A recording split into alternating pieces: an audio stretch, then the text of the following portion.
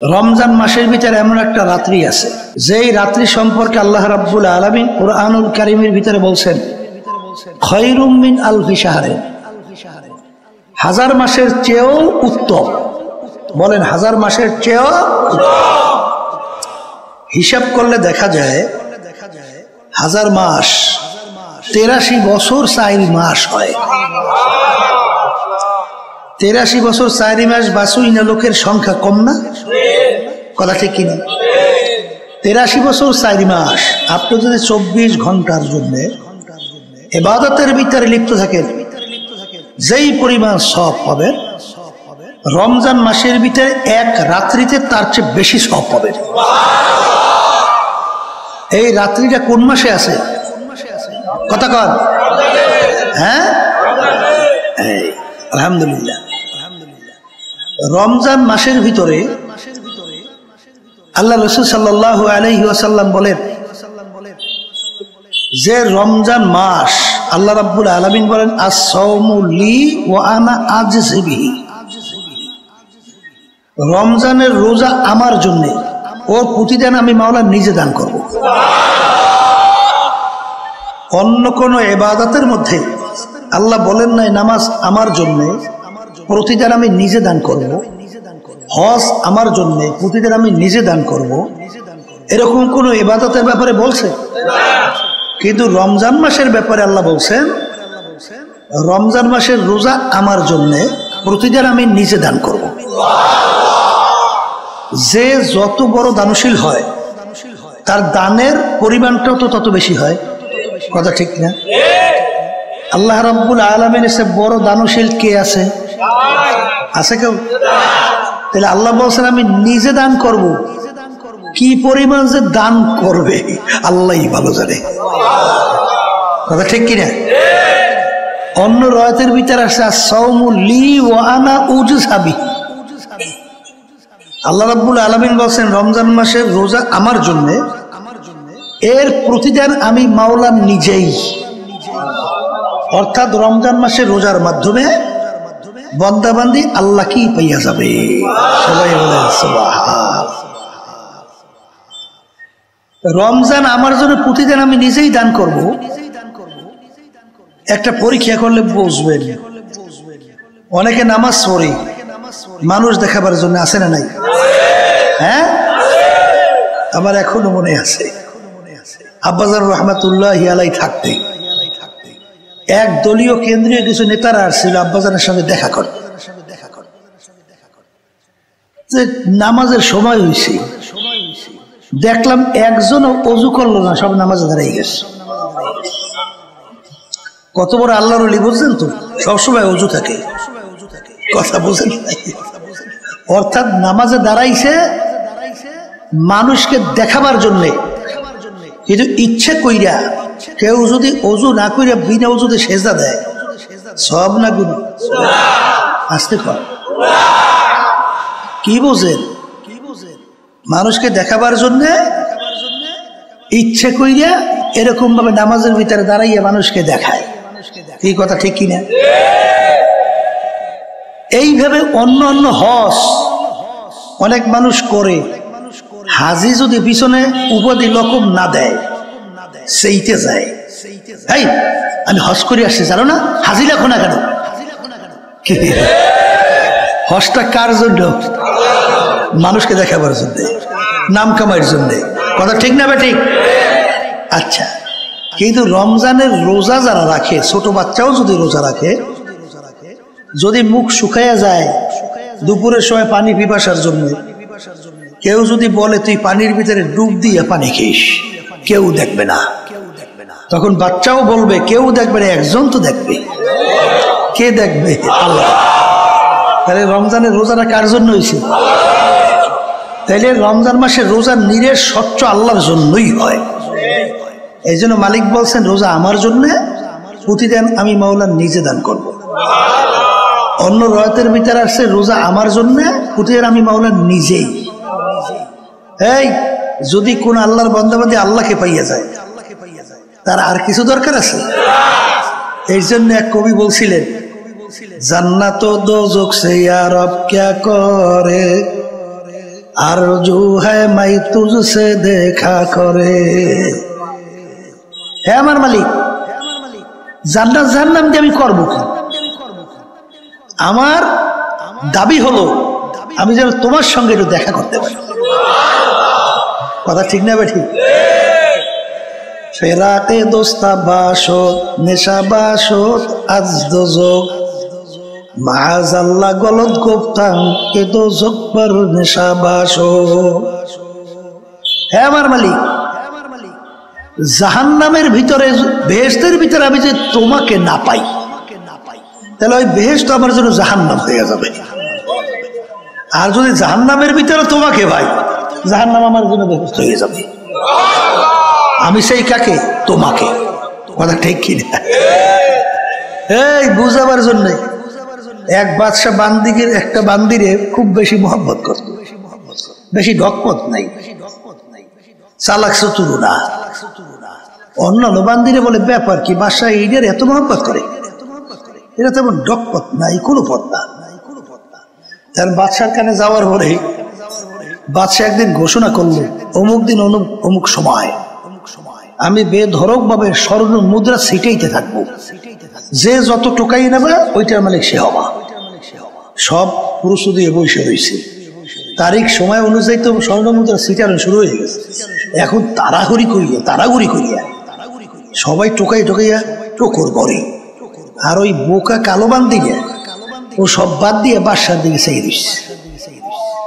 এখন অন্যগুলো বলে, দেখ কত বড় বোকা, স্বর্ণ টোকাইল না, নিজের সম্পদের মূল্য নিজে বুঝলো না, এসে বোকা তো হইতে পারে না। তখন বাদশাহ ধমক দিয়ে বলে, এ বোকা, সবাই স্বর্ণ মুদ্রা টোকাইয়া মালিক হয়, আর তুই যে সব বাদ দিয়ে আমার দিকে চাইয়ে দিস। তখন বান্দি উত্তর দেয়, বাদশাহ আমি তো স্বর্ণ মুদ্রার পাগল না, আমি তো তোমার পাগল। এই ও বাদশাহ, আমি যদি তোমাকে পাইয়া যাই, এই কিঞ্চিত স্বর্ণ মুদ্রা দিয়ে আমি করব কি? এই যত সম্পদ সব আমার হয়ে যাবে। মাল্লাহুল মাওলা ফালাহুল কুল। যেই বন্দাবান্দি আমার মালিকের জন্য হয়ে যাবে, ওই বন্দাবান্দির জন্য সব কিছু হয়ে যাবে। রমজান মাসের রোজার মাধ্যমে কাকে পাওয়া যায়? আস্তে কর, আর একটু আস্তে কর। হ্যাঁ, আল্লাহকে যদি পাওয়া যায়, আমার বাজানদেরকে বলো, পর্দা আলে মা বোনদেরকে বলবো, এই রমজান মাসে একটা রোজা কেউ যদি ছাইরা দেয়, কিতাবের ভিতরে আসছে যতদিন বাইচা থাকবে ততদিন যদি রোজা রাখতে থাকে, রমজান মাসের একটা রোজার সমান মর্যাদা পাবে না। কথা বুঝেন? এখন আমার ভাইদেরকে বলো, পর্দা আলে মা বোনদেরকে বলবো, রমজানের একটা রোজা ইচ্ছে করে ছাড়লে কাফারা কি জানেন? কি একাধারে 60টা রোজা রাখা লাগবে, তার মাঝখানে একটা বাদ পড়লে আবার প্রথম দিয়ে শুরু। কি কথা ঠিক না? ঠিক। এখন অনেকে আছে আমার স্বাস্থ্যবান বাজানরা, রমজান মাসে রোজা রাখে না, ওদিকে ছোট ছোট বাচ্চারা অনেক সময় রোজা রাখে, দেখছেন না? আবার এক শ্রেণীর বর্তমানে বের হয়েছে, রোজা তো রাখেই না, বরঞ্চ দিবালোকে মানুষের মধ্যে দিনে দুপুরে খাওয়া দাওয়া করে, আছে না? আচ্ছা জিজ্ঞাস করি, রমজান মাসের রোজা ফরজ করছে কি? না কোনো পীর, না কোনো মুফতি, না কোনো মুহাদ্দিস। রমজান মাসের রোজা ফরজ করছে আল্লাহ। কথা ঠিক কিনা? তাইলে তুমি মানুষের ভিতরে দিবালোকে যে খানাপিনা করলা, এই চ্যালেঞ্জটা কার সঙ্গে হয়? মুখ খুলে বলেন না। হ্যাঁ, এক শ্রেণীর রোজা রাখে নাই কিন্তু ভয় করতে আছে যে আমি রোজা রাখিনি, আমি তো আসলে অপরাধী, গোপনে গোপনে খানা খায়, তো একটা পদ আছে, আল্লাহ কাছে মাফ চাইলে আল্লাহ মাফ করে দেবে। কথা ঠিক কিনা? কিন্তু যেটা প্রকাশ্যে চ্যালেঞ্জ করে দিনে দুপুরে খায়, চ্যালেঞ্জটা কার সঙ্গে হয়? এই খোদা না খাস্তে এমন কোনো কাজ করিল না যে আল্লাহ রাব্বুল আলামিন না জানি বেজার হইয়া তোমার সিনারের ভিতরে যেন কোনো মোহর না মারে। কথা ঠিক কিনা? সুম্মুম বুকমুন উমিয়ুন ফাহুম লা ইয়ারজিউন। যেই সিনার ভিতর মোহর পইরা যাবে তার ঈমান নসিব হবে না। এই জন্য আমার বাজানদেরকে বলবো, পর্দা আলে মা বোনদেরকে বলবো, রমজান মাসে রোজা সামনে আসতেছে, দোয়া করেন আল্লাহ আমাদের হায়াতকে বাড়াই আপনি রমজান পর্যন্ত পৌঁছে দেন। আল্লাহ হুশ থাকতে, জীবন থাকতে পর্দার আড়ালের মা বোনরা যারা শুনতেছেন, রমজান মাসের একটা রোজাও ছাড়বেন না, এরকম নিয়ত কে কি করতে পারে? হাত উঠান। নারায়ে তাকবীর। সবাই হাত উঠেছেন, দুই একজন বাদ আছে পাশে তাকাই দেখেন তো। আলহামদুলিল্লাহ, হাত নামা। সবাই বলেন আল্লাহুম্মা আমিন। আল্লাহ আপনি কবুল করে নেন। এই রোজা রাখলে খুব কষ্ট হয় নাকি? অনেকে তো বলে হুজুর রোজা রাখলে কষ্টের শেষ নাই, এগুলো ফাও কথা। যারা ছোট ছোট বাচ্চারা রোজা রাখে কি বলে, মনের একটু খুঁতখুতি। খুঁতখুতি কি? খানা সামনে দেখি খাইতে পারি না, পানি সামনে দেখি খাইতে পারি না। বরঞ্চ এই রমজান মাসে যদি এক মাস ঠিক মতো রোজা রাখেন, এমন কতগুলো রোগের উপকার আল্লাহ রাব্বুল আলামিন দান করে, এখন পর্যন্ত কোন ডাক্তার এই রোগের কোনো ঔষধই আবিষ্কার করতে পারে নাই। তাহলে দুনিয়ার দিক থেকে উপকার আছে না নাই? এই যে কোলেস্ট্রল সহ এই বিভিন্ন কায়দায় কায়দায় চর্বি হবে না, রোজা ঠিক মতো রাখলে আল্লাহর মধ্যে সব ভালো হয়ে যায়। কি তাহলে দুনিয়ার দিক থেকে উপকার আছে না নাই? এই যে আমার বাজানদেরকে বলবো, খবরদার রমজান সময় রোজা ছাড়বো না। আল্লাহ কবুল করুন। রমজান মাসের ভিতরে বিশেষ করে 4টি আমল বেশি করার জন্য আল্লাহ রাসূল সাল্লাল্লাহু আলাইহি ওয়াসাল্লাম বলছেন। এর ভিতরে একটা আমল হলো কালিমার জিকির বেশি করা। কি জিকির? কালিমার জিকিরটা কি? লা ইলাহা ইল্লাল্লাহ, লা ইলাহা ইল্লাল্লাহ, লা ইলাহা ইল্লাল্লাহ, লা ইলাহা ইল্লাল্লাহ মুহাম্মাদুর রাসূলুল্লাহ সাল্লাল্লাহু আলাইহি ওয়াসাল্লাম। মুসা আলাইহিস সালাতু ওয়াস সালাম বলেন, মালিক আপনি আমাকে এমন একটা আমল শিক্ষা দেন যেটা আপনার ভিতরে আমার ভিতরে স্পেশাল, আর কারো জন্য না। আল্লাহ রাব্বুল আলামিন বলে, হে জামানার নবী মুসা, তুমি বেশি বেশি বলো লা ইলাহা ইল্লাল্লাহ, লা ইলাহা ইল্লাল্লাহ, লা ইলাহা ইল্লাল্লাহ মুহাম্মাদুর রাসূলুল্লাহ। মুসা আলাইহিস সালাতু ওয়াস সালাম বলে, মালিক এইটা আমার আপনার ভিতরে স্পেশাল কিভাবে হলো? এটা তো সবাই বলে, এই কালিমা তো সবাই বলে, আপনার মধ্যে স্পেশাল। আল্লাহ রাব্বুল আলামিন বলে, হে জামানার নবী মুসা, এই কালিমার যে কত ওজন, ও মুসা তুমি যদি জানতা, দুনিয়ার ভিতরে যত সম্পদ যদি একটা পাল্লায় রাখা হয়, আর শুধু এই কালিমাকে যদি আর একটা পাল্লায় রাখা হয়, ওই কালিমার ওজনে ওই পাল্লাটা ডাইবা যাবে। মান ক্বালা লা ইলাহা ইল্লাল্লাহ ফাদাখালাল জান্নাহ। অন্য রয়াতের ভিতর সে হাক্কান, যে হক আদায় করে কালিমা পড়বে সে বেহেশতের ভিতরে ঢুকে যাবে। বেশি বেশি কালিমার জিকির করা লাগবে, কথা ঠিক কিনা? জিকির তো করি আমরা, জিকিরের উপকারিতা নাই। এই কি উপকারিতা কেমনে দেখেন? এই আল্লাহর বান্দারা নৌকা দিয়া, এই তক্তা দিয়ে নৌকা বানায় না? হ্যাঁ, নৌকা চলে কি পানিতে না তোরে? পানির মধ্যে না, নৌকা তো পানির মধ্যে চলে। আজ চিন্তা করে, পানি ছাড়া তো নৌকা চলতেই পারে না, তাইলে নৌকার তলিতে কতগুলো ছিদ্র করিয়ে দিই, একটা সম্পর্ক তৈরি হোক। তাহলে তোমাকে সহ নৌকা সহ সমুদ্রে ডুব দিয়ে তোমাকে শেষ, কথা ঠিক কিনা?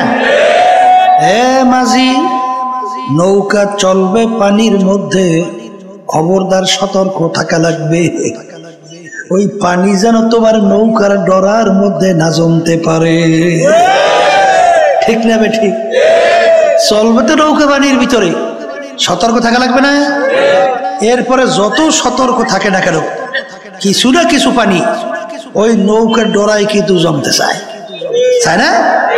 এই জন্য দেখবেন প্রত্যেক নৌকার ভিতরে একটা সেচের ব্যবস্থা আছে। আমরা হেউতি কয় না, হেউতি, হেউতি দিয়ে পানি জমছে, হেউতি দিয়ে সেচ করে ফেলাইয়া দেয়। স্টিল বোর্ডের ভিতরে এরকম পানি সেচ করার ব্যবস্থা আছে না নাই? হ্যাঁ, হে আল্লাহর বান্দারা, পর্দা আলে মা বোনেরা, আমরা চলি দুনিয়ার মধ্যে, কিন্তু দুনিয়ার মোহাব্বত যেন কলবের ভিতরে না জমে। বাইং মাছ থাকে কাদার ভিতরে, কিন্তু বাইং মাছের ভিতরে কোনো কাদা লাগে না। আল্লাহ ওয়ালারা থাকে দুনিয়ার ভিতরে, কিন্তু দুনিয়ার কোনো মোহাব্বত কলবের ভিতরে জায়গা হয় না। বলেন কথা ঠিক কিনা? চলি আমরা দুনিয়ায়, যত সতর্ক থাকি না কেন, কিছু না কিছু দুনিয়ার মোহাব্বত ওই কলবের ভিতরে জমা হয় না। এই জন্য একটা সেচের ব্যবস্থা লাগবে না? সরকার লাগবে না? আসতে কয় যায় লাগবে না? এই জন্য সকাল সন্ধ্যায় বৈশা একটু ডুরির ভিতরে টান দাও, লা ইলাহা ইল্লাল্লাহ, লা ইলাহা ইল্লাল্লাহ, লা ইলাহা ইল্লাল্লাহ, লা মাকসুদা ইল্লাল্লাহ, লা মাহবুবা ইল্লাল্লাহ, লা মাতলুবা ইল্লাল্লাহ, লা মাশুকা ইল্লাল্লাহ, লা ইলাহা ইল্লাল্লাহ, মুহাম্মাদুর রাসূলুল্লাহ। লা বইলে যখন মাথা ডান দিকে ঘুরায়, তখন ওই কলবের থেকে গায়রুল্লাহকে ফালায়। কি ফালায়? হ্যাঁ, কি ফালায়? কি গায়রুল্লাহ?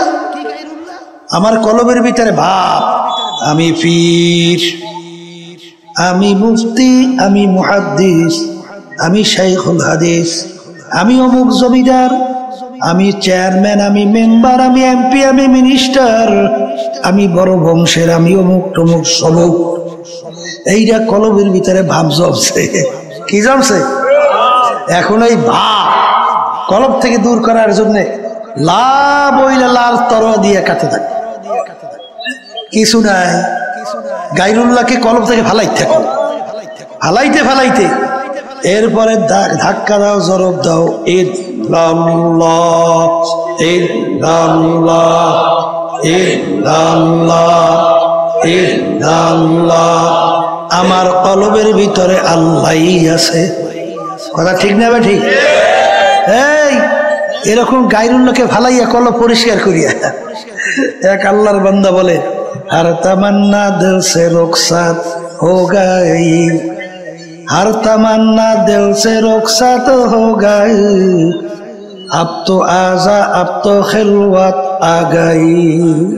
হে আমার মালিক, এখন আপনি আমার কলবের দিকে একটু তাকাইয়ে দেখেন। এখন আমার কলবের ভিতরে আর গায়রুল্লাহ কিচ্ছু নাই, সব ফালাই দিছি। এখন দয়া মায়া করে আপনি একটু আমার কলবের মধ্যে আসেন। কথা ঠিক না ভাই? ঠিক। এই জন্য আমার বাজানদেরকে বলবো, এই কালিমার জিকির বেশি বেশি করা লাগবে কি লাগবে না? জোরে কান লাগবে কি লাগবে না? বর্তমানে কিন্তু একদল বাইরে এসে আল্লাহর জিকির তো করেই না, বরং আল্লাহর জিকিরের বিরোধিতা করে, আছে না? আমরা জিকির করি সুবহানাল্লাহ, অর্থ কি আল্লাহ পবিত্র। আল্লাহ কি? এই ওই শ্রেণীর লোক নাম দেয় ইসলাম, ওরা কয় আল্লাহ পবিত্র। এটা বললে বললে আমাদের বারবার সার্টিফিকেট দেওয়া লাগবে। জোরকার নাউজুবিল্লাহ। উদাহরণ দিয়া বলে, যেরকম কেউ যদি বসে বসে বলে আব্বা আব্বা আব্বা আব্বা, বাপ কি কইবে? ছেলেটা পাগল হইছে, কি কইবে?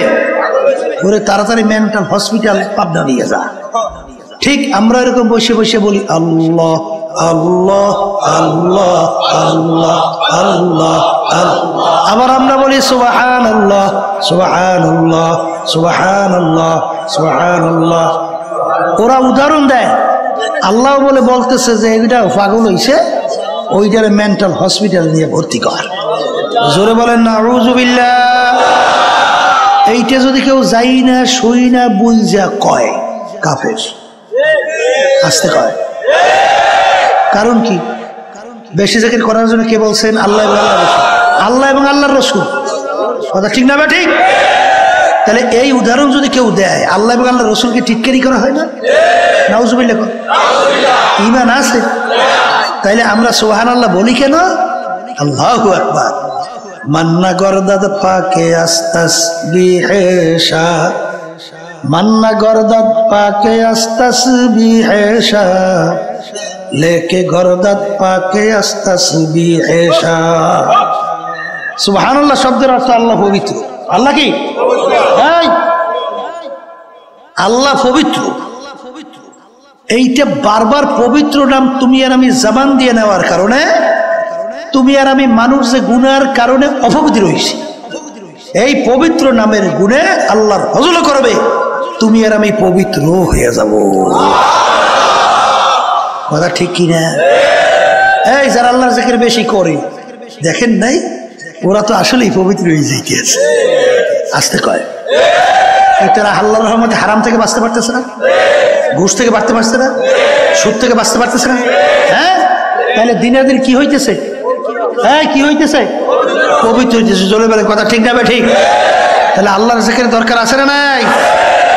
এই জন্য আমার বাজানদেরকে বলবো, তাহলে বেশি বেশি কালিমার জিকির করা লাগবে। কথা ঠিক কিনা? দ্বিতীয় নম্বর আমল তাওবা ইস্তেগফার বেশি করা লাগবে। কি? তাওবা ইস্তেগফার। এই তাওবা ইস্তেগফারটা কি? অনেক সময় বই বই আমরা বলি আস্তাগফিরুল্লাহ আস্তাগফিরুল্লাহ আস্তাগফিরুল্লাহ, আর মনে মনে কয় আগে যা করতাম মালিক তাই করবো, মাফ করিয়ে দাও। এক পদের আছে না, আগে ঘুষ খাইতে, এখন ঘুষই ঠিক মতোই খাবো, তুমি আমার মাফ করো। আগে নামাজ পড়তাম না, এখন ওই নামাজ পড়বো না, তুমি আমার মাফ করো। এই তওবা দ্বারা কোনোদিন মাফ হইবে? এই তওবার জন্য কয়েকটা শর্ত আছে। তওবা শব্দের অর্থ রোজা, ফিরে আসা। তওবা শব্দের অর্থ নাদামা, লজ্জিত হওয়া। কথা ঠিক না ঠিক? এই আল্লাহর বান্দারা, আদম আলাইহিস সালাতু ওয়াস সালাম, আল্লাহ বলছিলেন গন্ধম খাইও না, খাইছে। গন্ধম খাইও না, খাইছে। আচ্ছা, গন্ধম খাওয়ার পরে আদম আলাইহিস সালাতু ওয়াস সালাম লজ্জিত হয়েছিল না? আসতে কয় এই লজ্জিত হয়েছে, ফিরিয়ে আসছে না? ফিরিয়ে আসছে। শুধু তাই না, আল্লাহর কাছে মাপ চাইছে না? মাপও চাইছে। তাহলে মাপও চাওয়া লাগবে, লজ্জিত হওয়া লাগবে, ফিরিয়ে আসা লাগবে। এই শর্ত যেই তওবার ভিতরে পাওয়া যাবে, সেই তওবা কবুল হবে, কোনো সন্দেহ নাই। কথা ঠিক কিনা? তাহলে তওবা করার সময় খেয়াল করা লাগবে, মালিক জীবনে যত গুনাহ করছি মাফ করো, আর করব না। আমি অপরাধ করছি, আমি নিজে লজ্জিত হয়েছি, তুমি দয়া করে আমাকে মাফ করো। এই তওবা করতে দেরি, মালিক মাফ করতে দেরি না। জোরে বলেন কথা ঠিক কিনা?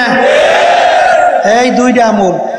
তিন নম্বর আমল, মালিকের কাছে বেশি বেশি বলা লাগবে, রব্বুল আলামিন আপনি আমাকে বেহেশত দান করে। রমজানের ভিতরে বিশেষ করে এই চারটি আমলের কথা বেশি বেশি বলতেছি। কথা ঠিক না? ঠিক। এর সবসময় আমল করব, কিন্তু রমজান একটু বেশি। তাহলে আল্লাহ রাব্বুল আলামিনের কাছে বেহেশত চাওয়া লাগবে। তা বেহেশত যখন চাবই, চাইলে কেউ ছোটটা চায়? চাইলে তো বড়টাই চাওয়া লাগে। তাহলে সবচেয়ে বড় বেহেশতের নাম হলো ফেরদাউস। হে আল্লাহ, আপনি আমাকে ফেরদাউস বেহেশত নসিব করে। আল্লাহুম্মা আমিন। আল্লাহ আপনি কবুল করে নেন। আর একটা দোয়া, রব্বুল আলামিন আপনি আমাকে জাহান্নাম থেকে মুক্তি দান করেন। কি থেকে? জাহান্নাম থেকে মুক্তি দান করে। এই আল্লাহর বান্দারা, এই 12 মাসের ভিতরে সবচেয়ে সম্মানিত সর্দার মাসের নাম কি মাস? রমজান মাস। কেন হইল জানেন? এই রমজান মাসের ভিতরে আল্লাহ রাব্বুল আলামিন কোরআনুল কারীম নাযিল করছে। সবাই বলেন সুবহানাল্লাহ। আল্লাহ কি বলছেন? শাহরু রমাদানাল্লাযী উনজিলা ফীহিল কুরআন, এই রমজান মাসের ভিতরে আমি কোরআনুল কারীম নাযিল করলাম। তাহলে কোরআনুল কারীমের সম্মানে মাস কি হইল? জোরে কান, জোরে কান, সম্মানিত হইল। ঠিক কি না? এই যেই রাত্রিটা হাজার মাসের চেয়ে উত্তম, এই রাত্রির হাজার মাসের চেয়ে উত্তম হইল কেন? ওই রাত্রিতে আল্লাহ রাব্বুল আলামিন কোরআনুল কারীম নাযিল করছে। সবাই বলেন সুবহান। আল্লাহ রাব্বুল আলামিন বলছেন ইন্না আনজালনাহু ফি লাইলাতিল কদর ওয়া মা আদরাকা মা লাইলাতুল কদর লাইলাতুল কদরি খায়রুম মিন আলফি শাহর তানাজ্জালুল মালাইকাতু ওয়ার রূহ ফিহা বিইজনি রাব্বিহিম মিন কুল্লি আমর সালামুন হিয়া হাত্তা মাতলাইল ফাজর। তাইলে ওই রমজান মাসের ওই রাত্রিতে কোরআনুল কারীম কি হয়েছে না? তাহলে ভালো করে বোঝেন, এই কোরআনুল কারীমের সম্মানে মাস কি হইল? সম্মানিত। বলে এই কোরআনুল কারীম নাযিল হওয়ার কারণে রাত্রি কি হইল? সম্মানিত হইল। যেই নবীর উপরে কোরআনুল কারীম নাযিল হইল, সেই নবী সমস্ত 1 লক্ষ বা 2 লক্ষ 24,000 নবী রাসূলদের ভিতরে সম্মানিত। কি জোরে বলেন কথা ঠিক না ভাই? ঠিক। যেই উম্মতের উপরে কোরআনুল কারীম নাযিল হলো, সেই উম্মত সমস্ত নবীদের উম্মতদের ভিতরে সম্মানিত। কিসের কারণে? কোরআনুল কারীমের সম্মানের কারণে। কথা ঠিক কিনা? এখন আমার ভাইদেরকে বলবো, পর্দা আলী মা বোনদেরকে বলবো, কোরআনুল কারীমের সম্মানে মাস সম্মানিত, রাত্রি সম্মানিত, নবী সম্মানিত, উম্মত সম্মানিত। এখন যেই আল্লাহর বান্দা বান্দি কোরআনুল কারীম অনুযায়ী নিজের জীবনকে পরিচালনা করবে, সেই ব্যক্তিও সমস্ত মানুষের ভিতরে সম্মানিত। বলেন কথা ঠিক কিনা? বাস্তবতা আছে না নাই? আয়েশা সিদ্দিকা রাদিয়াল্লাহু তাআলা আনহা, তাকে একজনে প্রশ্ন করলেন যে আল্লাহর রাসূলের চরিত্র ছিল কি? একটু বলেন, আল্লাহর রাসূলের চরিত্র কি ছিল? তখন তিনি ধমকের সুরে বলে, তুমি কি কোরআনুল কারীম পড়ো নাই? বলে পড়ছি তো। বলে খুলুকুহুল কোরআন। পুরা 30 পারা কোরআনুল কারীম হলো আল্লাহর রাসূলের চরিত্র। তাহলে আমার নবী সমস্ত মানুষের ভিতরে, সমস্ত আউলিয়াদের মধ্যে, সমস্ত নবীদের ভিতরে সম্মানিত। কথা ঠিক কিনা? এখন আমার বাজানদেরকে বলবো, দুনিয়াতে সম্মানিত হইতে চান? আসতে কয়। আখেরাতে সম্মানিত হইতে চান? তাহলে দুনিয়া এবং আখেরাতে যদি সম্মানিত হইতে চান, তাহলে কোরআনুল কারীম অনুযায়ী নিজের জীবনকে পরিচালনা করেন, তাইলে আল্লাহ সম্মান দান করবে। বাস্তবতা আছে না নাই? এই সৌনে আল্লাহর কত ফজল করি রহমাতুল্লাহ আলাইহি, কি আল্লাহ তাকে সম্মান দিছিল? আসতে কয় দিছিল। কেমন সম্মান জানেন? আল্লাহ বলছেন আমার ওলিদের সম্মানে, এর বিরহে বেদনায় আসমান পর্যন্ত কান্দে। হাদিসের ভিতরে আসে, আল্লাহর কুতুব দুনিয়া থেকে বিদায় হওয়ার পরে আসমান কাঁদছিল। দেখছেন কেনা কেনা? দেখছেন? আল্লাহু আকবার। এই আকাশ একেবারে জগজগে পরিষ্কার। হঠাৎ আকাশটা একটু হালকা মেঘাচ্ছন্ন হইয়া পিরি পিরি পিরি পিরি একটু আকাশ আসমান কাইয়া, আবার মেঘ কাইটা যেই সূর্য, সেই সূর্য যেই পরিষ্কার, সেই পরিষ্কার। কি বুঝলেন কি? হ্যাঁ, আল্লাহর বান্দা দাদাদের রহমাতুল্লাহর কথা শুনছিলাম। বয়ান করতে করতে একসময় বলছিল যে মানুষ, তোমরা তো আমার কথা শোনো না, গরু কি যদি বলি গরু আমাদের কথা শুনবে। এই কথা বললে দূরে একটা গরু, দাদাজান বলে এরকম হাত উঠেই বলে গরুর দিকে আয়। ডাক দেওয়ার সঙ্গে সঙ্গে রশি সেইরা গরু এসে সামনে দাঁড়িয়ে গেছে। কি পশুরা সম্মান করে না? সাহাবায়ে কেরামদের জামাত জানেন না? এই এক এলাকায় যখন দিনের দাওয়াত দিতে গেল, এলাকার লোক এত খারাপ, দাওয়াত তো গ্রহণ করলোই না, বরঞ্চ সাহাবায়ে কেরামদের একটু বসার জায়গাও দেয় না। এখন রাত্রি হয়ে গেছে, কোথায় বসবে, কোথায় থাকবে? সাহাবায়ে কেরামদের আমি সিদ্ধান্ত নিল যে আজকে রাত্রে আমরা জঙ্গলের ভিতরে রাত্রি যাপন করব। এর মধ্যে জঙ্গলের ভিতরে তো বাঘ, সিংহ, হিংস্র প্রাণীর কোনো অভাব নাই।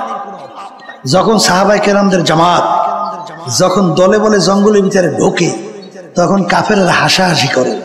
শুনছি মুসলমানের দলে বলে পাগল। এখন বাস্তবেই তো দেখি পাগল। ওরা জঙ্গলের ভিতরে ঢুকতেছে, জঙ্গলের ভিতরে হিংস্র প্রাণীর কোনো অভাব নাই। এই সব তো খাইয়া শেষ করে ফেলবে, আগামী দিনে একজনকেও তো পাওয়া যাবে না।